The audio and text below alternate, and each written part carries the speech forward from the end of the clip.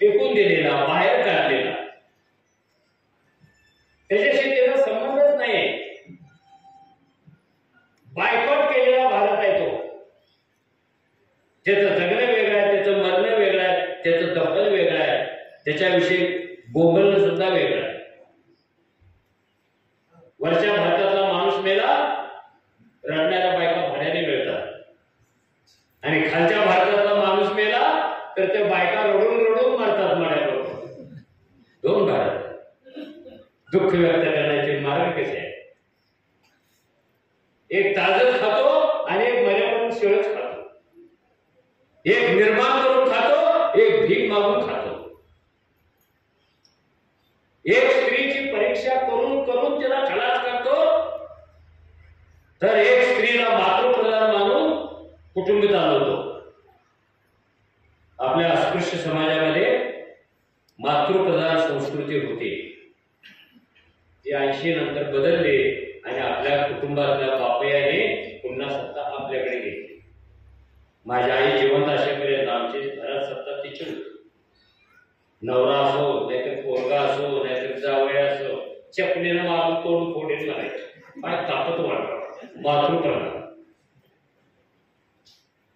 मी त्याला एक दिवस प्रश्न विचारला, अक्का तुळशीचं लगीन वर्षाला होतं, तुझं का नाही होत?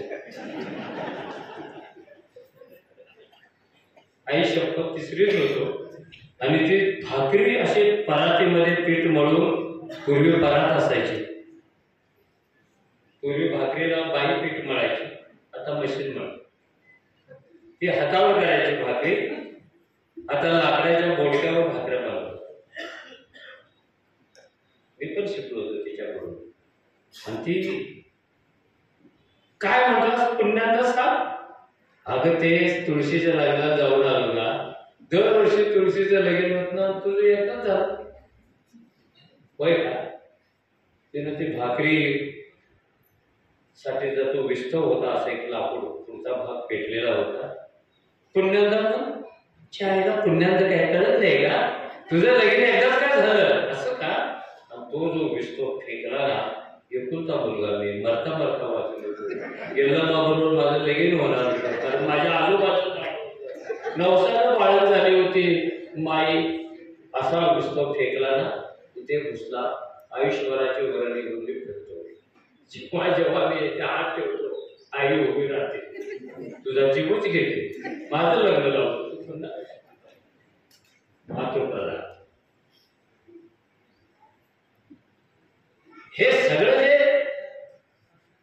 चाललेलं होतं या वर्तमानपत्रातून, हा एकाच वेळी चाललेला संस्कृती संघर्ष होता, हा राजकीय संघर्ष होता, हा वर्ग संघर्ष होता, हा जात संघर्ष होता, हा समाज संघर्ष होता. आणि त्या संघर्षातून वाजणारे तुतारी, तुतारी म्हणजे पवार साहेबांची.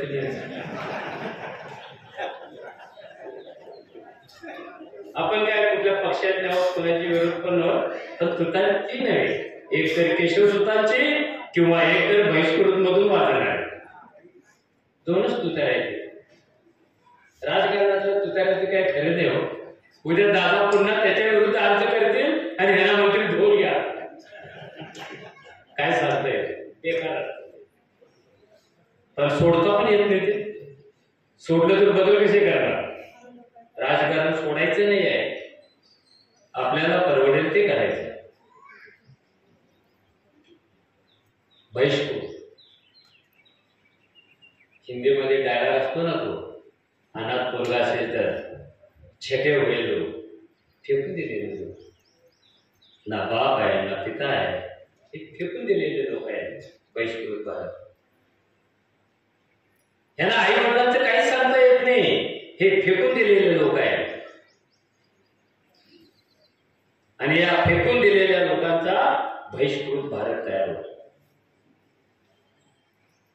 पहिल्यांदा मुक्यांचा आवाज आला, पहिल्यांदा मुक्यांचा नायक आला, आणि ह्या सगळ्या मुक्यांचं जग जे तयार झालेलं होतं ते बहिष्कृत भारत होतं. ह्या बहिष्कृत भारतमध्ये ह्या लोकांना छळणाऱ्या समाज व्यवस्था, धर्म व्यवस्था, राज्य व्यवस्था, अर्थव्यवस्था यांच्याविषयी आवाज उठवायला सुरुवात झाली. बहिष्कृत भारतमध्ये मुकनायकमध्ये 3 गोष्टी व्यवस्थित आहेत. माणगावची सभा आली, पाठोपाठ झालेली नागपूरची सभा आली, बाबासाहेबांचं शिक्षण आलं आणि हे जे बहिष्कृत भारत चालू झालं त्यावेळेला बाबासाहेबांच्या जीवनामध्ये पण राजकीय स्थित्यंतर होत होते, संघटना काढलेली होती. नाव कसं दिलेलं आहे? बहिष्कृत भारत, बायकॉटेड इंडिया इंग्रजीमध्ये. असं इंडिया की त्याला कुणी जवळच करायचं नाहीये, त्याला हात लावायचा नाही, त्याचा आवाज ऐकायचा नाही, त्याची सावली पडू द्यायचं नाही, त्याच्या हातचं काही खायचं नाहीये, त्याच्या मालकीचं काही नाहीये. असा बहिष्कृत भारतात माणसांचा समूह, त्याची लिडरशिप करणारा हा बहिष्कृत भारत पेपर. तोही काही वेळ चालला, बंद पडला. बंद पडायला 2 कारणं होती, पैसा आणि बाबासाहेबांना सारखं परदेशात जायला लागायचं, या परिषदा त्या परिषदा, आणि ती मागची व्यवस्था नीट चालायची. आणि प्रत्येक अंकामध्ये बाबासाहेब चौकट टाकायचे, आम्हाला पैशाची खूप अडचण तयार झालेली आहे, लोक निधी द्या, वर्गणी भरा, पेपर विकत घ्या, पेपर वाचा. पण आपल्यातला जो शाना होता ना तेव्हा, आपल्यातला जो शिकलेला तेव्हा होता ना, तेवढाच त्या अंकाची वर्गणी भरायची. वर्गणी कोण भरायचं? कोकणातून हमाली करायला गेलेले आपले लोक, पश्चिम महाराष्ट्रातून हमाली करायला गटारी उपसायला गेलेले लोक, ते बहिष्कृत भारत आणि मुकनायकची वर्गणी भरायचे. आणि आपले साहेब काय पेपर निघतो, टाइम्स ऑफ इंडिया कुठे आणि हा कुठे? अरे तू टाइम्स ऑफ इंडिया पर्यंत गेलास तरी कसा? तेरा रास्ता कौनसा था? तुला आधार देणारा कोण होता? बहिष्कृत भारतच होता ना. बहिष्कृत भारतने आपल्या मुलांच्या शिक्षणासाठी इंग्रज सरकारने अनेक तरतुदी कराव्या, त्यांना बॅरिस्टर होण्यासाठी शिष्यवृत्ती द्यावी, त्यांना राखीव जागा ठेवाव्या, त्यांना अजून काहीतरी मदत करावी, त्यांना नोकऱ्या द्याव्या, भार बटालियन चालू कराव्या. हा सगळा आवाज ह्या 2-3 वर्तमानपत्रातून उमटत होता, व्यवस्थेपर्यंत, इंग्रजांच्या पर्यंत जात होता. म्हणून मी बोलू शकत नाही, पण ती मदत नव्हती करत. मध्यम वर्ग लय डेंजर असतो, बोनसाय असतो. इकडच्या भाषेत बोलायचं झालं तर व्यवस्थेने त्याचा हिजडा केलेला असतो. चौकात उभा राहून कष्ट न करता टाळ्या वाजवल्या की दारूची नोट मिळते, टॅक्स फ्री. कुठे काट्या खायला जातो, कुठे दगड खायला जातो? ते खाणारे लोक तर खालचे आहेत, झोपडपट्टीतले, गावातले, खेड्यातले, आणि त्यांच्या आत छातीत रक्ताच्या कणाकणात फक्त बाबासाहेब आहे. आणि आपल्याकडे आपल्या रक्तात मॉल आहे, थोडं बाबासाहेब, थोडं काँग्रेस, थोडं बीजेपी, थोडं शिवसेना, थोडं आरपीआय, थोडं आलो, हे मॉल आहे. तिथे मॉल नाहीये, आर पार लढाई आहे. एकच साहेब बाबासाहेब म्हणतात की नाही? रिक्षावर येतात की नाही? झोपडपट्टी सांगताय की नाही? एकच बाबासाहेब. तो बाबासाहेबांचा विचार नाही झालाच तरी चालेल, पण त्याचे विचार मारणारा तरी होऊ नको. झोपडपट्ट्यात मी फलक वाचत आलो आणि हे लिहिणारे कोण शोधत गेलो मी. तर हे हमाल, हे मजूर, हे गोदी कामगार, हे गिरणी कामगार, हे रेल्वे कामगार वर्गणी आणून द्यायचे बाबासाहेबांना. एकाने विचारलं शाण्या माणसाने, दादा, जे त्यावेळेला पण दादा होते, आता समजू नका, आता दादा कमी आणि भाऊ जास्त आहे, भाऊ कमी आणि दादा जास्त. वाचता येतं का? बहिष्कृत भारत विकत घेतलास? तो म्हणाला, नाही बा, आई शपथ, आपण कधी शाळेत नव्हते गेलो. शाळेत विकत कशाला घेतला? घ्यायला पाहिजे, कारण हा जो पेपर आहे ना आपल्या बाबासाहेबांचा आहे. विकत काय घ्यायचंय? बाबासाहेबांचं आहे. त्याला काय निष्ठा आहे. पण या निष्ठेतून सुद्धा पैसे जमतीलच असं नाही. म्हणून बाबासाहेब एकदा चिडून म्हणाले, पढे लिखे लोगों ने मुझे धोखा दिया. ते वाक्य एका नेत्याने खूप चुकीच्या पद्धतीने चालवलं, भिंतीवर लिहिलं आणि शिकणाऱ्यांना जणू काहीतरी गिल्टी वाटावं अशी भावना तयार होत होती. तो एक उद्रेक होता त्यांचा. शिकू नका असं म्हणत होते काय ते. फक्त शिकल्यानंतर माणसासारखं वागा, समाजासाठी काहीतरी करा असं ते सांगत होते ना. आता आपण समाज वजा करतो. मेरी गाडी, मेरी बॉडी, मेरी माडी. चौथं काय नाहीच आपल्याला. काय करायचं आहे ते मिळवणीसाठी करायचं आहे, समाजासाठी नाहीच. गेला आणि ही वर्तमानपत्र समाजाकडे पाहण्यासाठीची एक दृष्टी तयार करत होते आणि समाज बदलण्यासाठीची प्रेरणा देत होते. वाचले की असं रक्त सळसळायला पाहिजे तशी भाषा आहे त्याच्यामध्ये. अन्याय अत्याचाराच्या बातम्या काय भाषेमध्ये येत होत्या आणि आता कुठल्या येतात.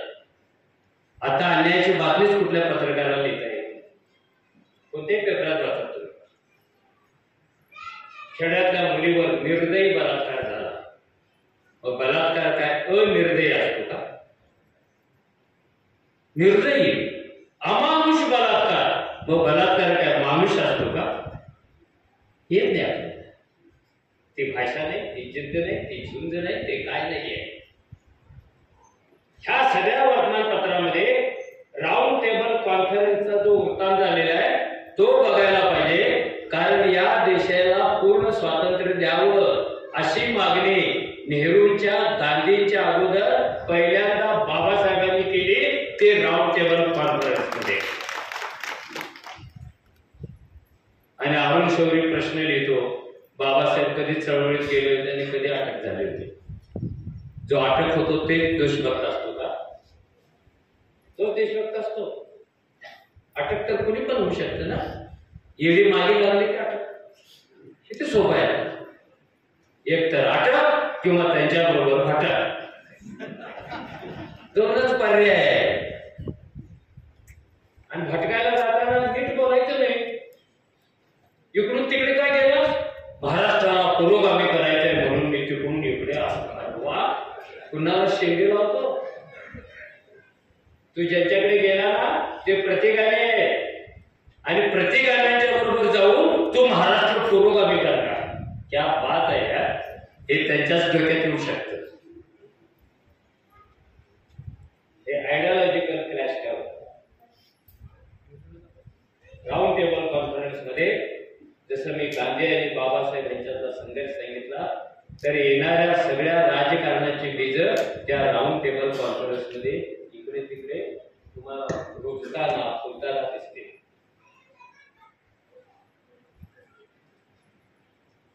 बाबासाहेबांनी राऊंड टेबल कॉन्फरन्स मध्ये पहिल्यांदा असं सांगितलं की आम्ही हिंदुस्थान मधले आहोत पण आम्ही हिंदू नाही आहोत. अस्पृश्य कोण आहे? ते हिंदू नाही आहे. ते कोण आहे? ते हिंदू पेक्षा वेगळे आहेत. त्यामुळे उद्या जर देशाला इंग्रज स्वातंत्र्य देणार असेल तर ते हिंदूंना देणार असेल तर ते आम्ही मान्य करणार नाही. कारण त्या स्वातंत्र्यामध्ये आमचा हिस्सा काय आहे हे आज ठरवा. पहिल्यांदा सांगितलं, वी आर नॉट हिंदूज. अरे राऊंड टेबल कॉन्फरन्स मध्ये. आणि सरकारने जर आमच्या मागणीचा विचार न करता एकतर्फी स्वातंत्र्य दिलं तर कदाचित आम्ही वेगळ्या स्वातंत्र्यासाठी आमची लढाई चालू करू. कोणता नेता बोलत होता इंग्रजांच्या समोर? कोण बोलत होता? आपला भीम बोलत होता. हे शिकायला पाहिजे. हे काय काय असते. याच काळामध्ये 1927 ला 14 तळ्याचा सत्याग्रह झाला आहे. त्याचा बहिष्कृत भारतमध्ये कसा येतो? महाडचे रणसंघ 1, 2, 3 टोटल धर्म चिकित्सा शस्त्रचिकित्सा कोणत्याही विद्वानाने भारतात केलेली नाहीये. कारण बाबासाहेब एकाच वेळेला अर्थतज्ञ, समाजशास्त्रज्ञ, मोठे चिकित्सक, समीक्षक, पर्यावरण शास्त्रज्ञ, इतिहास तज्ञ, भाषा तज्ञ, एम ला किती विषय घेतले होते यादी तर वाचा. आणि असं कुणी केलं होतं ते तरी सांगा. माझं म्हणणं, बाबासाहेब समजून घेणं म्हणजे सणावाड्यात पाठ करणं नव्हे. सणावाड्यांच्या पोटात घुसून त्याची चिकित्सा करणं आणि असे निष्कर्ष बाहेर काढणं आणि ते हातात घेऊन नव्या लढाईसाठीच्या मैदानावर जाणं. आता आपण मैदानावर जायचंच बंद केलं. कोणीतरी मागच्या दाराने आपल्याला घेतो, तो घ्यावा म्हणून रोज बोलायचं, भीक मागायची. आम्हाला ही तर एक जागा द्या, आम्हाला ती तर एक जागा द्या, आम्हाला